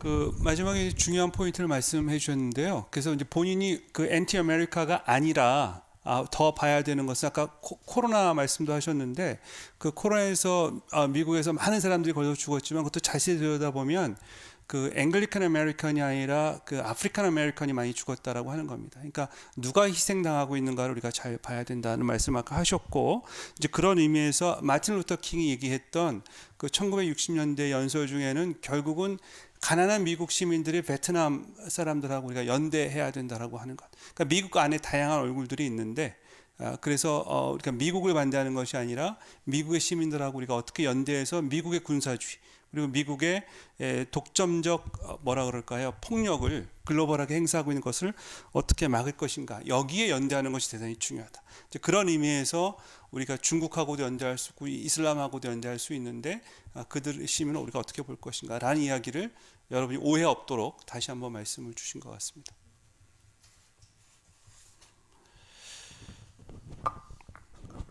그 질문 없으시면 제가 한두 가지만 좀 말씀드리고 싶은데 아까 그 유럽이 가지고 있는 그 포비아에 관해서 말씀하셨잖아요. 근데 세계에서 가장 공포심을 많이 느끼고 있는 나라가 저는 미국이라고 생각을 합니다. 그리고 그 공포를 미리 사전에 압도적인 방법으로 그 본인이 느끼는 어떤 무엇으로부터의 공포를 없애는 방법은 아까 얘기했던 그 아주 압도적이고 글로벌하고 독점적인 폭력 체계를 본인이 갖춤으로써 미국은 그 공포로부터 벗어나려고 하는 것 아닌가 하는 게 일단 제 생각이고요. 특히 지금 미국이 갖고 있는 또 하나의 그런 맥락에서 보자면 유럽에서 만든 전후 질서라고 하는 것이 유럽의 얄타 체제가 있고 이제 동북아 샌프란시스코 체제가 있는데 그 자체가 지금 굉장히 흔들리고 있죠. 흔들리고 있고 미국이 새로운 질서를 자기가 원하는 대로 다시 재구성할 수 없는 그런 과정에서 저는 지금의 어떤 그 이 생션 폴리틱스라든지 아니면 우크라이나 전쟁이라든지 하는 것들이 미국이 어떤 의미에서는 좀 유도하는 측면이 있다. 이제 이렇게 생각합니다. 왜냐하면 그 아까 말씀드렸던 뭐 유럽의 그 마크롱 얘기도 있었고 또 그 독일의 그 여자 수상 오랫동안 한 메르켈 등을 이렇게 보면 그 러시아 포비아라기보다는 러시아하고의 협력을 계속 강화하는 방식으로 유럽이 진행되어 왔어요. 사실은 그것을 우리는 EU 프로세스라고 얘기하고 EU 프로세스의 핵심은 저는 그렇게 생각하는데요. 하나는 그걸 꼭 자본주의라고 할지는 모르겠습니다만 시장 프로세스를 강화하는 경제협력을 강화하는 프로세스가 그 안에 있고 또 하나는 결국은 그것은 군사에 의존하지 않고 평화 프로세스를 강화하는 방식이었다라고 생각합니다. 그런 의미에서 유럽이 상대적으로 미국으로부터 다시 말하면 얄타 체제로부터 훨씬 더 독립적인 목소리를 낼 수 있는 그런 시스템으로 저는 왔다고 생각하는데 미국은 아까 말씀드렸던 것처럼 새로운 질서에 대한 굉장히 그 두려움이 있었고 따라서 우크라이나 전쟁이 처음 일주일은 미국이 대응하지 않았지만 우크라이나 전쟁이 미국이 유럽에 개입함으로써 유럽이 독자적인 목소리를 내는 것을 약화시킬 수 있는 찬스로 보지 않았나 이런 생각이 듭니다. 따라서 EU 프로세스를 나토 프로세스로 대체하는 거죠. 미국은 EU의 멤버가 아니지만 나토의 그 대장이잖아요. 따라서 다시 대장의 지위를 유럽에서 되찾아가는 과정. 그래서 저는 EU 프로세스를 나토 프로세스로 바꾸는 과정에서 미국의 독점적 이 군사주의가 또 한 번 들어갔고, 그 군사주의가 아까 주두 교수가 말씀하신 것처럼 중국이라든지 다른 데서 목소리를 내는 것을 차단하기 위한 단순히 기술적인 차단과 챔피언인 미국을 앞지르려고 하는 중국을 사전에 약화시키려고 하는 의도도 물론 있었겠지만, 결국은 다자주의의 목소리를 내지 않도록 프레임을 분명하게 형성하는 거죠. 누가 나쁜가, 누가 푸틴의 편인가를 계속 내세움으로써 실제 아까 보이지 않는 그런 약자들의 목소리를 없애는 거예요. 사실 지금 그래서 저는 간단하게 제 결론을 말씀을 드리면, 제가 볼 때는 미국이 경험하고 있는 미국의 위기를 글로벌화 시키고 있는 것이 지금의 문제다, 이렇게 보는 겁니다. 예를 든다면 여러분 보시면 아시겠지만 그 미국의 은행 지금 계속 파산하고 있잖아요. 지금 국가 부도 위기에 몰려 있죠. 그 다음에 총기 사고가 계속 나죠. 그 다음에 미국의 무기가 계속해서 어쨌든 이 서큘레이션이 돼야 되잖아요. 그리고 계속해서 미국이 압도적인 무기 체제에 대해서 기술적 우위를 갖고 있어야 계속해서 미국의 컨트롤 하에 다른 것들을 둘 수 있잖아요. 근데 불행하게도 미국은 지금 뭐 여러 가지 그 안에서의 그 차별 문제, 또 히스패닉의 문제, 그 다음에 뭐 아시겠지만 그 인종차별 문제가 지금도 계속 진행되고 있고요. 총기 사고가 그 지금 사망 원인의 가장 1위잖아요. 그러니까 미국이 지금 사실은 어떻게 보면 뭐라 그럴까요? 거의 국가의 몰락에 가까운 수준으로 가고 있는데, 이 문제를 글로벌 위기로 대체해 간 그런 과정으로도 이해할 수 있겠다, 이런 생각이 들어서 그거 하나 말씀드리고, 시간이 없어서 제가 다시 다른 건 말씀 못 드려요. 아까 최영목 선생님 말씀하셨던 그럼 자본주의에 대해서 우리가 그런 대안, 그러니까 자본주의라고 하는 것은 기본적으로 저는 그렇게 생각하는데, 자본주의를 내셔널라이즈하는 것은 대단히 위험하다. 왜냐하면 돈은 눈먼 돈이라고 생각해요. 돈은 눈이 없잖아요. 돈은 어디든지 갑니다. 돈은 나쁜 짓을 해도 죄의식을 느끼지 않아요. 근데 그 국익이라고 하는 것, 그러니까 내셔널 인트레스트라고 하는 것과 결부가 되면 돈은 굉장히 다른 방식으로 움직이죠. 게다가 글로벌화된 금융자본주의는 돈을 굉장히 빠르게 움직이게 할 수가 있어요. 모일 수도 있고. 이제 그런 맥락에서 본다고 하면 눈먼 돈을 우리가 좀 더 통제할 수 있는 방식이 과연 무엇일까, 이제 이런 생각을 하는데, 아까 말씀하셨던 그 로컬이라고 하는 것, 그래서 저는 요즘에 무슨 얘기를 좀 많이 하고 있냐 하면, 그 자본주의가 아니라 마을 산업이라고 하는 것, 그러니까 사람과 사람이 좀 보이는 새로운, 그러니까 눈먼 돈에 돈에 눈을 좀 달아주는 작업, 그런 경제 시스템은 어떤 식으로 할까?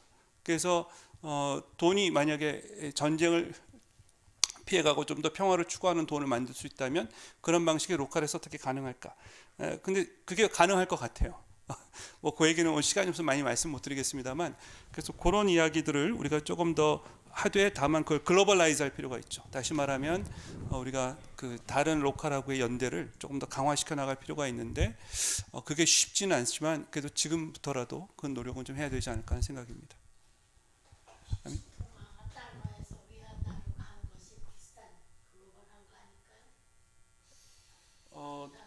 그건 또 좀 다른 맥락이 있는데요. 예, 그건 이제 패권 경쟁이니까 어쨌든 미국의 힘을 상대화하는 점에서는 그런 맥락이 있다고 생각을 합니다. 예. 네, 저기 통역을 하실 거죠? 좀 이따. 예, 예. 아까 주두 교수께서 말씀하신 것 중에서 그 전쟁 패러다임에서 평화 패러다임으로 갈 때 가장 중요한 게 미들 그라운드를 확산하는 거에 상당히 중요한데, 그 미들 그라운드를 확산하는 좀 구체적인 방법들이 뭔지 좀 여쭙고 싶은데. The extreme two side, it is important to build up the middle ground you mentioned, and then how we can really strengthen the middle ground, or how to rebuild such kind of middle ground. 우리가 여기 대부분 저기 교회 분들, 그 다음에 저기 학생분들, 그 다음에 NGO, 기독교 NGO에서 일하시는 분들인데, 구체적으로 어떻게 미들그라운드를 확산할 수 있는지 조금 얘기를 해주세요. The first thing in my understanding is, in any conflict,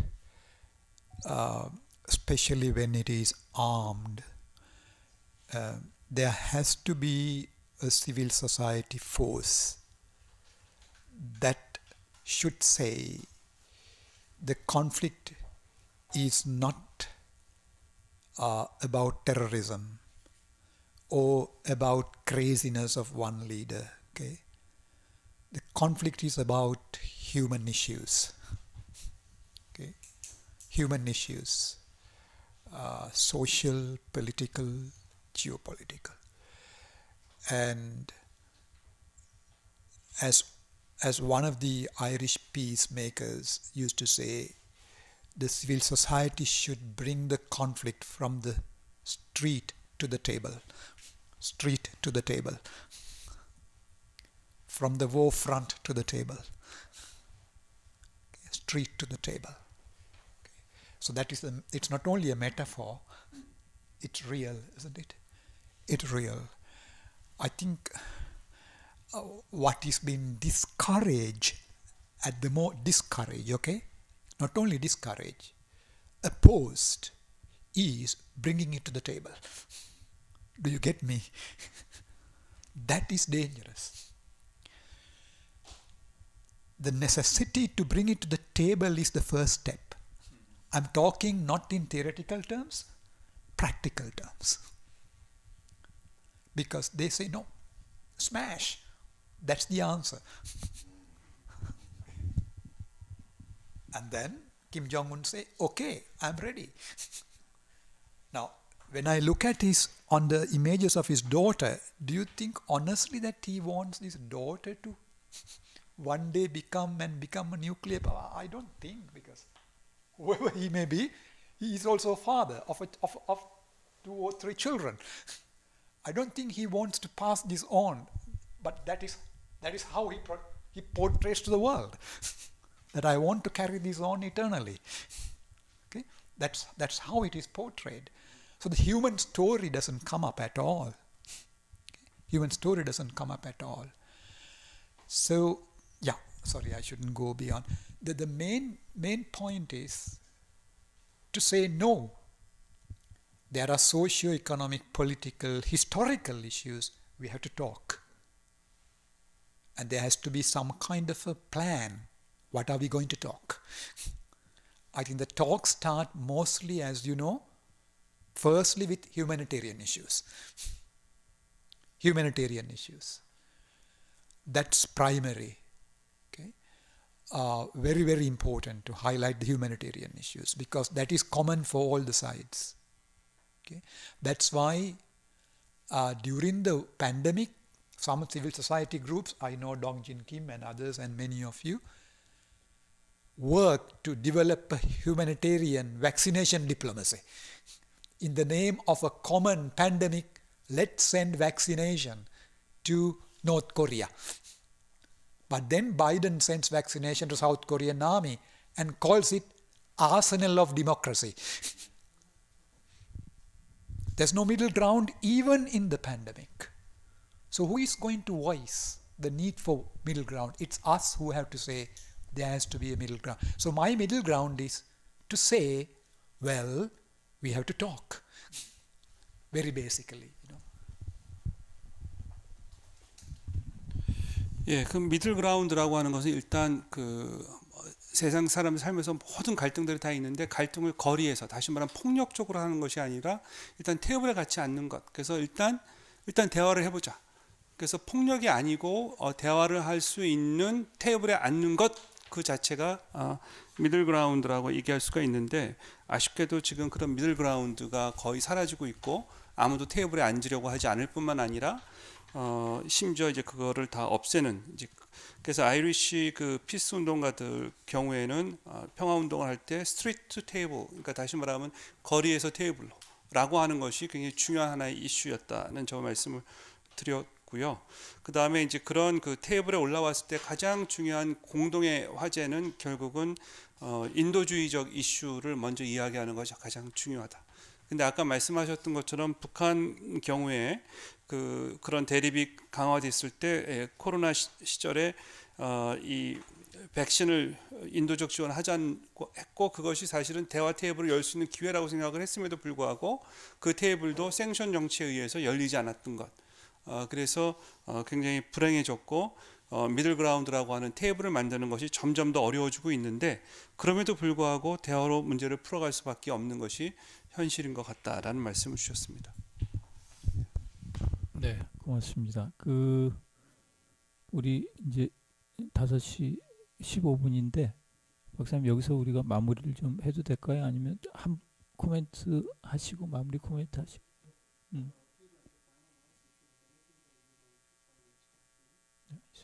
예. 우리 마지막으로 김민지 목사님 오셨어요. She is in charge of NCC International Department. 네, 뭐 꼭 말씀하셔야겠다는 분 있어요? 예. 없으시면 예, 우리 주두 교수님 그리고 이기호 박사님 다시 한번 큰 박수로 격려해 주시고 1차 평화포럼 마감을 하도록 하겠습니다. 감사합니다. 여기 그 식당은요.